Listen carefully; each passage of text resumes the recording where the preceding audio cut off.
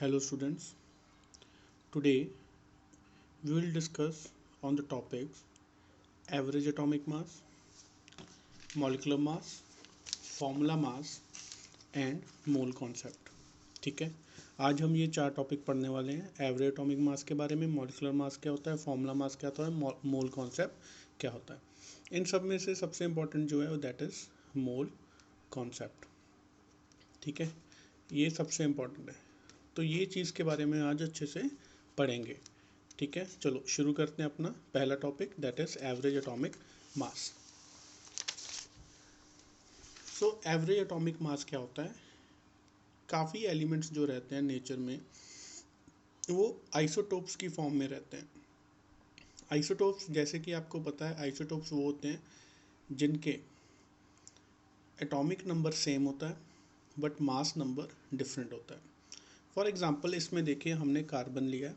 Carbon के 3 isotope होते हैं जिसके मास 12, 13 और 14 रहता है।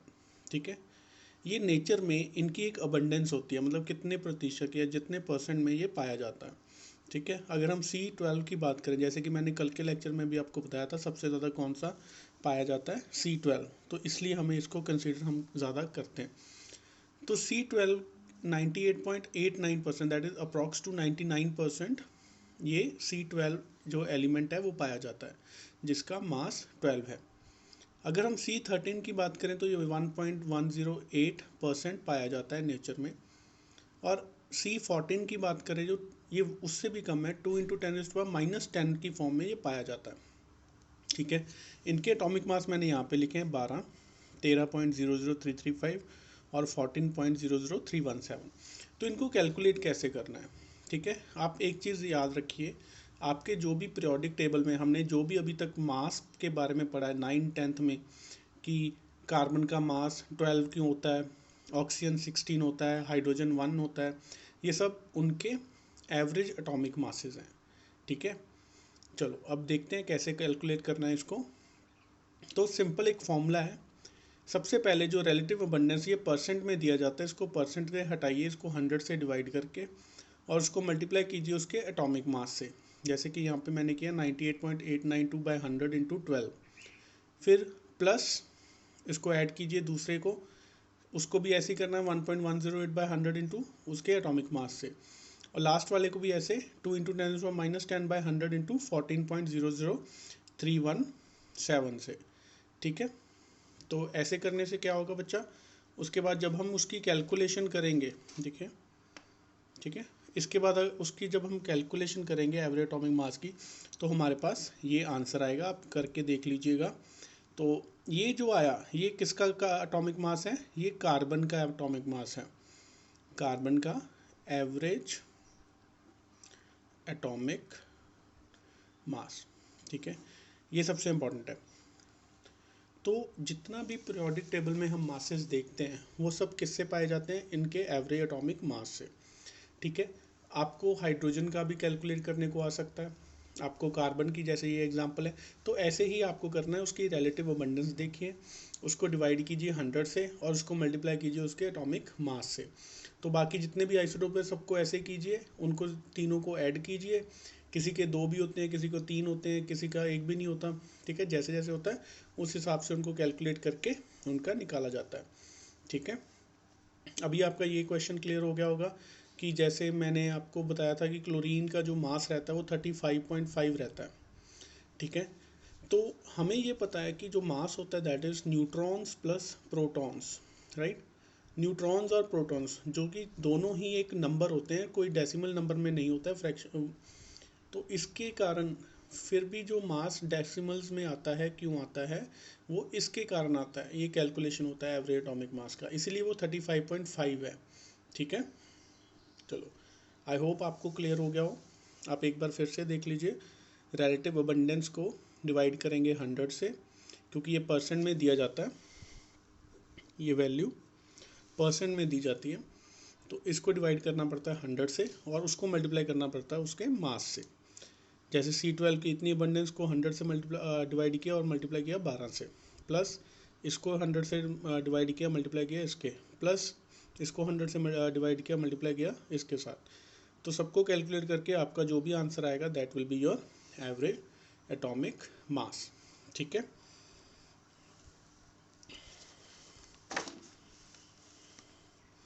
नेक्स्ट देखिए बच्चा मॉलिक्यूलर मास। तो मॉलिक्यूलर मास क्या है, ये एक सम है, sum of atomic masses of the elements present in a molecule. क्या होता है ये, it is the sum of atomic masses of the elements present in a molecule। ठीक है, फॉर एग्जाम्पल ये मीथेन का एग्जाम्पल लेते हैं हमने, CH4 is methane, we had done in 10th class में भी हमने 4th चैप्टर में किया है कि इसको मीथेन बोलते हैं। तो कार्बन का देखिए एक एटम है जबकि हाइड्रोजन के 4 एटम हैं। तो कैसे कैलकुलेट करना है इसको, कार्बन जिसका कि एटॉमिक मास है 12.011 पीछे निकाला है, प्लस हाइड्रोजन 1.008 है, इसको मल्टीप्लाई करेंगे 4 से, ये हमने कल निकाला था ये मास इसका। तो 4 से मल्टीप्लाई करने के बाद जो भी आंसर आएगा उन दोनों को ऐड कर दीजिए, जैसे कि 12.001 प्लस 4 इंटू 1.0, ये टोटल आ गया अपने पास 16.043। You means unified mass. Same way में आप वाटर का निकालिए, ठीक है, सेम वे में आप वाटर का निकालिए, तो उसका भी आंसर ऐसे आएगा।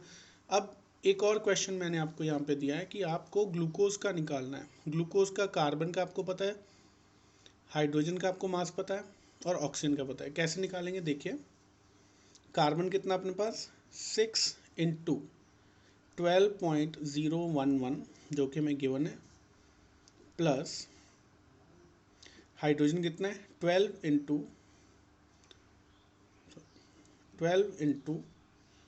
1.008 प्लस ऑक्सीजन कितना बच्चा 6 इंटू 16।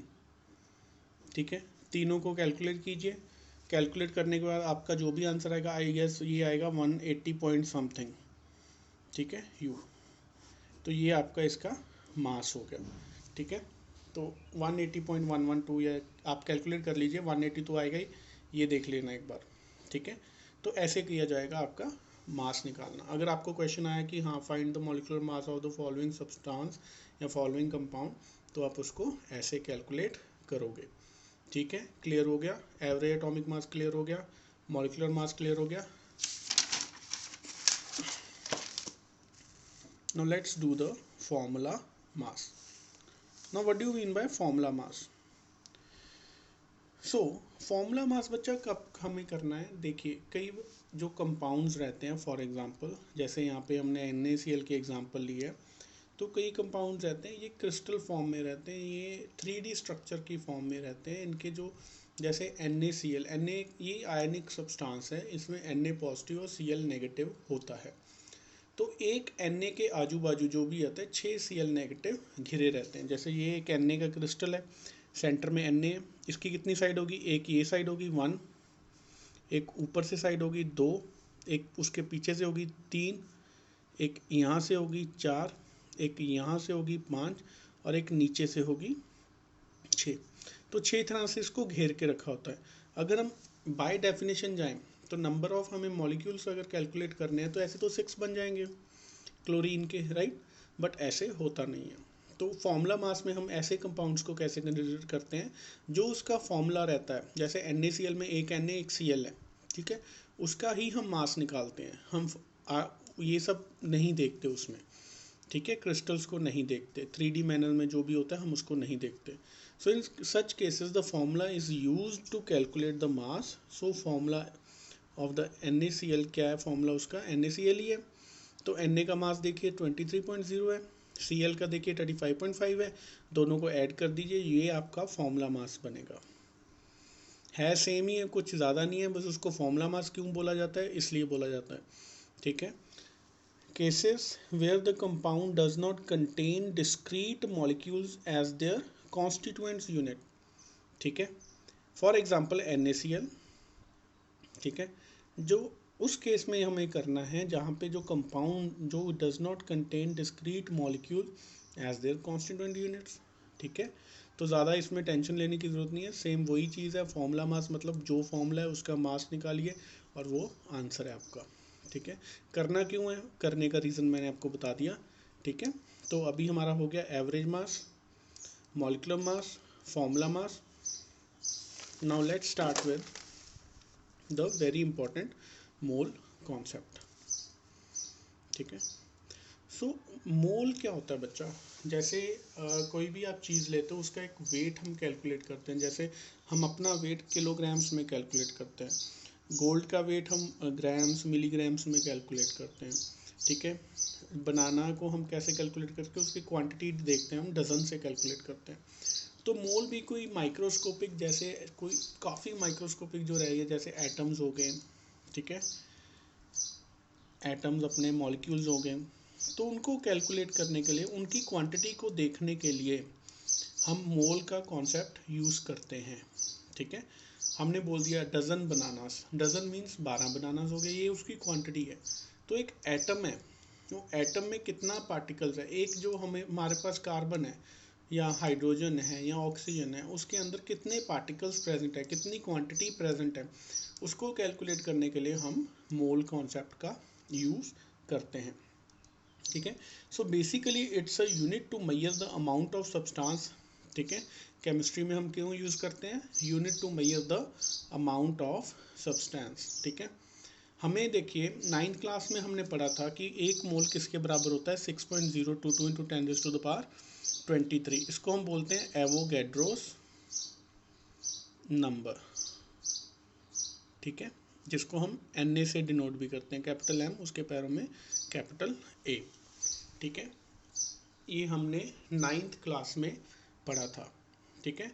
तो ये एक मोल इसके बराबर है, इतने एटम्स के बराबर है। मतलब कोई भी अगर एक सब्सटेंस है, अगर उसका एक मोल प्रेजेंट है, कोई भी सब्सटेंस का एक मोल किसके बराबर होगा, 6.022 इंटू 10⁻23 एटम्स, पार्टिकल्स, मॉलिक्यूल्स, कुछ भी हो सकता है, ठीक है। एग्जाम्पल लीजिए, हमें कैलकुलेट, हम बनाते हैं पहले एक मोल बनाते हैं, ठीक है। एक मोल बनाने के लिए हमें ये फॉर्मूला पता है, ये भी हमारे 9th में ही था।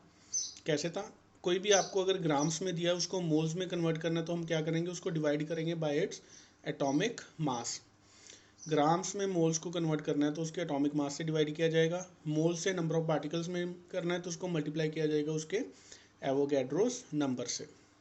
तो हमें दिया है 12 grams of carbon, calculate the number of moles present in it. 12 gram carbon दिया है, उसमें कितने मोल्स होंगे वो हमें देखना है। सो इसको फ्लो चार्ट को यूज़ करेंगे, कितने ग्राम दिया है, नंबर इन ग्राम्स कितना है, 12 ग्राम। क्या दिया है, कार्बन, कार्बन का वेट हमने पीछे निकाला है 12, ठीक है, 12.0 जो भी है, पर हम 12 ही लेंगे, ठीक है। तो 12 ग्राम्स टू मोल्स कन्वर्ट करना है, तो 12 ग्राम हो गए, डिवाइड करना है उसके एटॉमिक मास से, atomic mass of carbon is 12, 12/12 कितना हो गया, 1 हो गया। तो एक मोल आया, नंबर ऑफ मोल कितना आया, 1। मोल्स में कैसे कैलकुलेट करना है, नंबर देखते हैं हम, नंबर ऑफ मोल्स कितने आए हमारे पास, 1। तो इसको 1 से जब हमने देखा कि number of moles in 12 grams of carbon is 1, याद रखिए हमारे क्या है, number of moles in 12 grams of carbon, 12 gram carbon में कितने नंबर ऑफ मोल्स आए, 1, ठीक है। सो नंबर ऑफ पार्टिकल्स और एटम्स इन 1 मोल, ये हमने पीछे बताया, एक मोल में कितने नंबर ऑफ पार्टिकल्स होते हैं, हाँ जी, ये देखिए एक मोल में इतने नंबर ऑफ पार्टिकल्स हो गए। तो हम बोल सकते हैं एक 12 ग्राम कार्बन में इतने नंबर ऑफ पार्टिकल्स हैं, क्योंकि ये भी 1 मोल ही बना है। तो इससे हमारे पास कंक्लूड क्या हुआ कि 12 grams of carbon contain 6.022 into 10⁻23 particles या एटम या मॉलिक्यूल्स। याद रखना बच्चा, सबसे इंपॉर्टेंट क्या था, एक मोल आया, एक मोल कितने ग्राम कार्बन है, 12 ग्राम कार्बन है।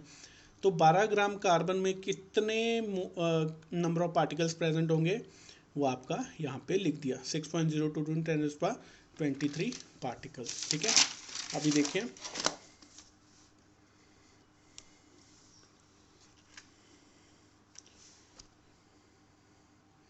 अब ये 6.022 कहाँ से आया, ये जो एवोगैड्रोस नंबर है ये कहाँ से आया, ये हम मैथमेटिकली अभी प्रूव करने वाले हैं, ठीक है।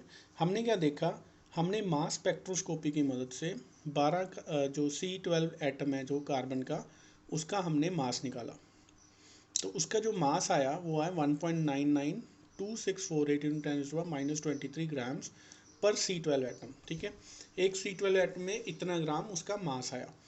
सो we calculated the that 1 mole equals to, हमने पीछे जो कैलकुलेट किया 12 ग्राम कार्बन कितना हो गया, 1 मोल हो गया, ठीक है। सो कितना हमने 12 ग्राम्स को इसको डिवाइड किया इस नंबर से, ठीक है, पर C12 एटम था।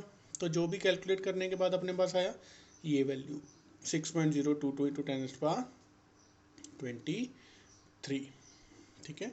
यहाँ से ये नंबर बन गया अपना Avogadro's number. The mass of 1 mole of a substance in gram is called its molar mass. अब ये पॉइंट भी वेरी इंपॉर्टेंट है, the mass of 1 mole of a substance. अगर मैं NaCl भी लेता हूँ ना बच्चा, NaCl, अगर ये इसका वेट ग्राम्स कितना है 58, हमने पीछे निकाला है ना अभी 58 ही था, हाँ जी 58.5 U। ये जो आया ना मास, ये ग्राम्स में ये जो आया इतना ग्राम्स अगर NaCl है तो इसका मतलब इसमें 1 मोल है। तो इसमें कितने नंबर ऑफ पार्टिकल है, 6.022 इंटू 10⁻23 नंबर ऑफ पार्टिकल्स। ऐसे वाटर का निकाल लो, अगर 18 ग्राम वाटर दिया है तो 18 ग्राम मतलब 1 मोल हो गया, क्योंकि 18/18 एक मोल में कितने पार्टिकल्स हो गए, 6.022 नंबर ऑफ पार्टिकल्स, ठीक है। सो याद रखना जितना भी जिसका भी मॉलिकुलर मास या मोलर मास या फिर आप निकाल लीजिए एटॉमिक मास या अपना फॉर्मूला मास, ठीक है। अगर कोई भी कंपाउंड का फॉर्मूला हमें मास पता है, उसका किसके इक्वल होगा, वो 1 मोल के इक्वल होगा। और 1 मोल में कितने पार्टिकल्स रहते हैं, इतने पार्टिकल्स रहते हैं। तो याद रखना इसमें अगर आप ग्लूकोज का भी करोगे C6H12O6 तो 180 मान लीजिए, अगर 180 ग्राम ये है तो इसका मतलब ये कितना बना, 1 मोल बना। 1 मोल में कितने पार्टिकल्स इसमें बनेंगे, 6.022 पार्टिकल्स बनेंगे, याद रखना, ठीक है। सो जिसका मोलकुलर मास अगर आप कैलकुलेट करोगे वो किसके इक्वल होगा, 1 मोल के इक्वल होगा। वो 1 मोल किसके इक्वल होगा, वो इतने नंबर ऑफ पार्टिकल्स के इक्वल होगा, ठीक है। ये बहुत इंपॉर्टेंट है, एक बार दोबारा देखिए, नहीं समझ आया तो मैसेज कीजिए, ठीक है, मैं दोबारा रिपीट कर दूंगा। Okay kids, thank you.